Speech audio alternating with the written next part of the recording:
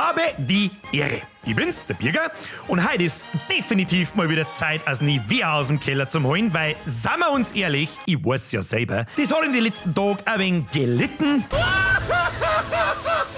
Heute geht alles ganz sachlich und vor allem kinderfreundlich über die Bühne und darum ist Zeit, How to Ostern. Und weil es wie so oft gleich schon soweit ist und wir hinten und vorne keine Zeit nicht haben, fangen wir an mit Phase 1. Woher kommt eigentlich der verdammte Osterhas? Na gut, da gibt's jetzt zig verschiedene Theorien. Wieso, weshalb, warum?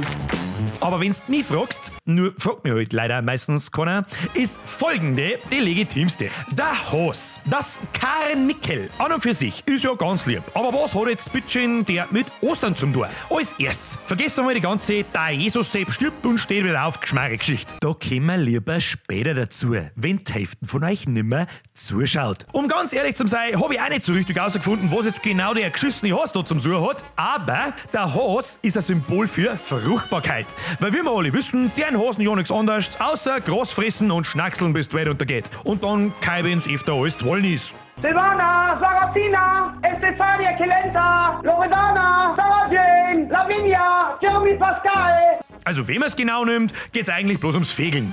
Wie war das gleich nochmal mit Kinderfreundlichkeit? Phase 2. Warum eigentlich Eier?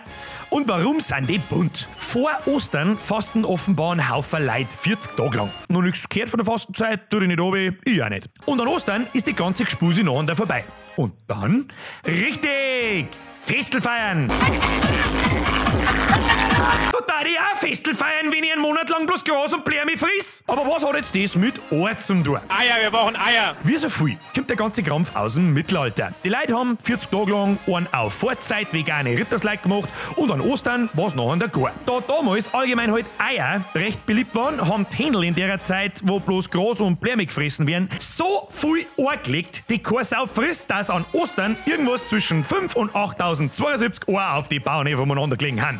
Und wer soll denn die Bitchen alle fressen? Richtig, die kann kein Mensch da fressen. Und deswegen hat man es teilweise verschenkt. Und weil er so ein Ohr halt auch nicht das geilste Präsent der ganzen Welt ist, hat man es halt angemalt. Warum jetzt allerdings das Graffe am Ostersonntag versteckt wird, damit Kinder suchen müssen, da gibt's gefühlt 34 andere Theorien drüber. Wenn's du mich fragst, ist das alles ein Kass und die eigentliche Lüge unseres Lebens. Nicht die Lüge, dass eigentlich gar keinen Osterhasen gibt. Entschuldigung, wenn ich da jetzt damit dein Weltbild zerstöre. Es geht schlichtweg einfach darum, dass eine Kinder mal 1, 2, 3 Stunden voran sind. Entschuldigung nochmal an alle Eltern, deren kinderfreien Sonntag ich jetzt zerstört hab. Gut, und weil wir gerade über Lügen schmatzen, gehen wir noch schnell zu Phase 3. Was hat jetzt da ein Jesus-Sepp seine Geschichte damit zum tun? Oh mei. Von klar auf schon im Kindergarten wird uns um die Osterzeit eine Geschichte ins Gesicht geschmissen, die ungefähr so abgelaufen sein kann. Da ist der Jesus-Sepp. Top-Typ, tut die Leute gut, zaubert ein wenig Brot und ein wenig Fischerl auf den Tisch, alle feierten, wow, Wirtsau und weißt das eh.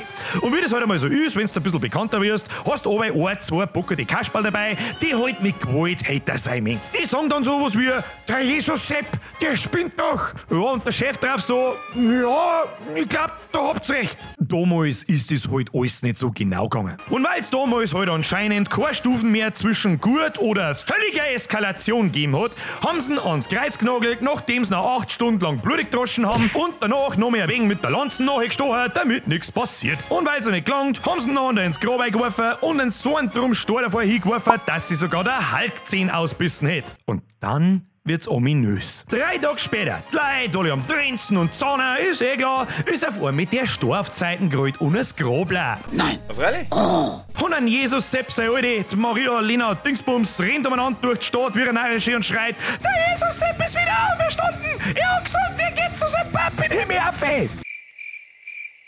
Gut.